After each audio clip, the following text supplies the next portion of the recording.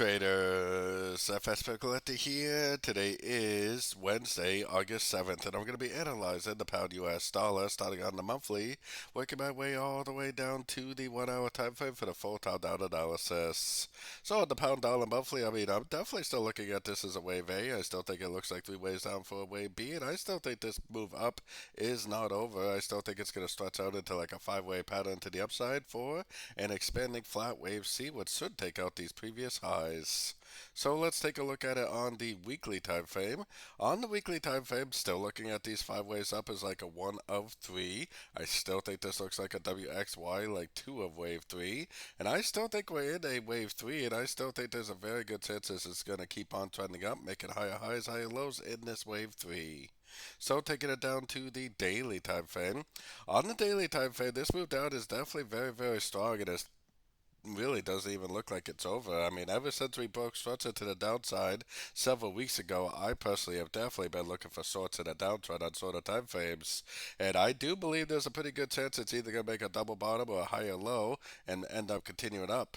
But if it never breaks up, and it just keeps on going down, and I'm looking for sorts on sort of time frames, it definitely is not going to create any issues for me. So going down to the 4 hour time frame. On the 4 hour time frame, my last structure level is still right here. The only thing that's going to turn me back into a buyer is seeing price go up and break that structure right there. And if it doesn't do it, then fine. I'll just keep on going short every single chance I get because I'm just going with the flow. If this actually does make three waves up, impulsive and golfing to the downside, I'll go short again for the continuation of this move down. So taking it down to the 1 hour time frame. On the 1 hour time frame, I'm definitely looking for sorts, and if you've been following along with my videos, then you probably have had some really amazing sorting opportunities over the last several weeks. I know I definitely have.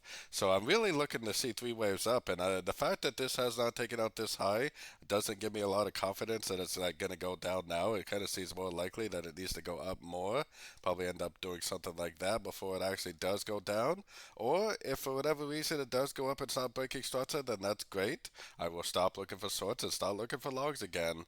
But I am a trend trader, so I personally am waiting for more sorting opportunities, at least until I get that breaker structure to the upside. If the breaker structure doesn't happen, then that's fine. I'll just keep on going short every chance I get. So don't forget to join my free Discord group, which is linked down here in the corner. And as always, thank you and happy trading.